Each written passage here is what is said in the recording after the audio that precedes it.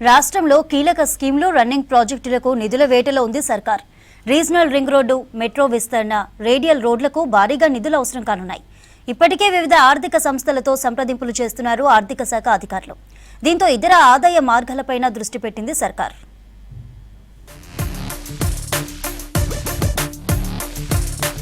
కీలక ప్రాజెక్టులకు పథకాల అమలుకు నిధుల సర్దుబాటుపై ఫోకస్ పెట్టింది రాష్ట్ర ప్రభుత్వం. రానున్న 3 నెలల్లో కనీసం 35,000 కోట్ల వరకు ఫండ్స్ ను మొబిలైజ్ చేసే పనిలో పడింది. పెండింగ్లో ఉన్న యాసంగి రైతు భరోసా సొమ్మును పూర్తి స్థాయిలో రిలీజ్ చేయాలని సీఎం నుంచి ఆదేశాలు వెళ్లాయి. ఇప్పటి వరకు 4 ఎకరాల్లోపు రైతులకు రైతు భరోసా అందింది. మిగిలిన మొత్తానికి మే 2వ వారంలోపు పంపిణీ పూర్తి చేయాలని అధికారులు ప్లాన్ చేస్తున్నారు. ఆ తర్వాత ప్రారంభమయ్యే వానాకాలం సీజన్కు కూడా రైతు భరోసా కింద పెట్టుబడి సాయం అందించాల్సి ఉంటుంది. ఇందుకోసం ఇప్పటి నుంచే నిధులను సమకూర్చే పనిలో పడింది ప్రభుత్వం. ఇందిరమ్మ ఇండ్లు, రాజీవ్ యువ వికాసానికి సంబంధించి కూడా ఆర్థిక శాఖ యాక్షన్ ప్లాన్ రెడీ చేస్తోంది. ప్రతిష్టాత్మకంగా తీసుకున్న రీజనల్ రింగ్ రోడ్డు, మెట్రో విస్తరణ, రేడియల్ రోడ్లకు రాష్ట్ర ప్రభుత్వ వాటా ఇచ్చేందుకు నిధులను సమకూర్చుకునే ప్రయత్నాలు జరుగుతున్నాయి. ఇప్పటికే వివిధ ఆర్థిక సంస్థలతో రాష్ట్ర సర్కార్ సంప్రదింపులు చేస్తోంది. ఇతర ఆదాయ మార్గాలపైన దృష్టి పెట్టింది సర్కార్. Regional ring road, metro phase 2, radial రోడ్ల నిర్మాణం కోసం రానున్న 3-4 నెలల్లో కనీసం 3,000 కోట్లు సర్దుబాటు చేయాల్సి ఉంటుంది. కేంద్రం నుంచి నిధులు కేటాయించాలని అడిగినప్పటికీ ఎలాంటి రెస్పాన్స్ రాలేదు. దీంతో జైకా వంటి అంతర్జాతీయ ఆర్థిక సంస్థలతో పాటు దేశంలోని వివిధ సంస్థలతో రుణాల కోసం సంప్రదింపులు చేస్తోంది. మరికొంత ఖజానా నుంచే చెల్లించాల్సి ఉంటుంది. 340 కిలోమీటర్ల మేర ఉన్న RRR ఉత్తర, దక్షిణ భాగాలకు మొత్తం 34,367.62 కోట్లు ఖర్చు అవుతుందని అధికారులు అంచనా వేస్తున్నారు. ఇప్పటికే నార్త్ ఫేజ్ డిపిఆర్ తుది దశకు చేరుకుంది. ఇక సౌత్ ఫేజ్ డిపిఆర్ కోసం టెండర్ల ప్రక్రియ నడుస్తున్నది.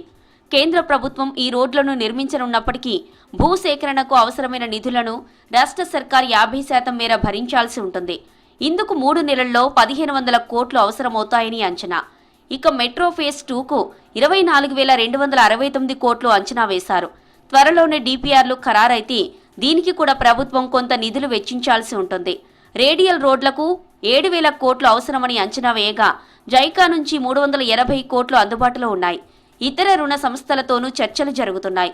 రేడియల్ రోడ్లకు సంబంధించి జూలై నాటికి తక్షణ అవసరాల కోసం కనీసం 1,000 కోట్ల వరకైనా ఖర్చు చేయాల్సి ఉంటుందని అధికారులు చెబుతున్నారు. రాష్ట్ర ప్రభుత్వ ఆదాయం బాగానే ఉన్నప్పటికీ ఇందులో ఎక్కువ మొత్తం గత ప్రభుత్వం చేసిన అప్పుల కిస్తీలు, వడ్డీలు, పాత పెండింగ్ బిల్లుల చెల్లింపులకు, ఉద్యోగుల జీతభత్యాలు, పెన్షన్లు, రెగ్యులర్గా నెల ఇవ్వాల్సిన ఆసరా పెన్షన్లకే ఖర్చవుతుంది. దీంతో వివిధ ఆర్థిక సంస్థల నుంచి రుణాలు తీసుకునేందుకు ప్రభుత్వం ప్రయత్నాలు చేస్తోంది. ఆదాయ మార్గాల్లో భాగంగా ఎల్ఆర్ఎస్ అప్లికేషన్లను క్లియర్ చేస్తోంది. రిజిస్ట్రేషన్లు, లిక్కర్ ఆదాయంపైన ఫోకస్ పెట్టింది. ఆదాయం పెంపుపై ప్రతిపాదనను తీసుకురావాలని అధికారులను ప్రభుత్వం ఆదేశించింది. ప్రభుత్వానికి ప్రతి నెల యావరేజ్గా ట్యాక్స్, నాన్ ట్యాక్స్ రెవెన్యూ 18,000 కోట్ల దాకా వస్తుంది. అయితే ఖర్చులు మాత్రం 23,000 కోట్లు చేయాల్సి ఉన్నది. చేయూత పెన్షన్లు, ప్రతి నెల ఇతర గ్రీన్ ఛానల్ పథకాలకు 2,000 కోట్లు, ప్రభుత్వ ఉద్యోగుల జీతాలు, పెన్షన్లకు 5,000 కోట్లు, అప్పుల కిస్తీలు, వడ్డీలకు 6,500 కోట్లు చెల్లిస్తోంది. పెండింగ్ బిల్లులకు, ఇతర అత్యవసరాలకు 4,000 కోట్లు ఇస్తున్నారు. దీంతో మిగిలిన పథకాలకు, ప్రాజెక్టులకు నిధుల కొరత ఏర్పడుతుంది. ఇందిరమ్మ ఇండ్ల పథకం కింద నిరుపేదలకు 5 లక్షల సహాయం అందించేందుకు 12,571 కోట్లు కేటాయించారు. ఇందులో కొంత కేంద్రం నుంచి PMAY పథకం కింద 4,600 కోట్లు రానున్నాయి. ఇక కొంత రుణాన్ని ప్రభుత్వం ఇప్పటికే తీసుకుంది. మిగిలిన మొత్తం ఖజానా నుంచే ఇవ్వనుంది. ప్రతి మండలానికి ఒక గ్రామం చొప్పున 70,122 మంది లబ్ధిదారులను తొలి విడతలో గుర్తించారు. ఈ పథకంలో 14,000 ఇందిరమ్మ ఇండ్ల గ్రౌండింగ్ పనులు ప్రారంభం కాగా 1,800 ఇండ్ల బేస్మెంట్ నిర్మాణం పూర్తయింది. వీరికి చెల్లింపులు మొదలుపెట్టారు.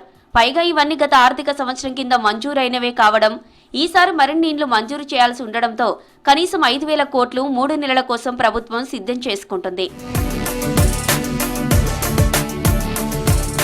రాజీవ్ యువ వికాసం పథకంతో SC, ST, BC, minority, EBC, EWS వర్గాల నిరుద్యోగ యువతకు 2.40 లక్షల వరకు సబ్సిడీ రుణాల కింద 6,000 కోట్లు ఇవ్వాల్సి ఉన్నది.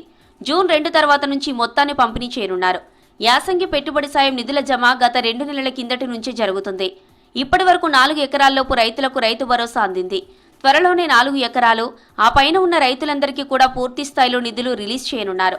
ఇందుకోసం 4,000 కోట్ల మేర అవసరమని అధికారులు అంచనా వేస్తున్నారు.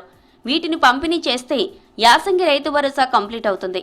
ఇక రానున్న జూన్ లేదా జూలై నెలలోనే మళ్లీ వానాకాలం పెట్టుబడి సాయాన్ని రైతు భరోసా పేరుతో ప్రభుత్వం అందించాల్సి ఉంటుంది. ఇందుకు 9,000 కోట్లు అవసరమవుతాయని అంటున్నారు అధికారులు.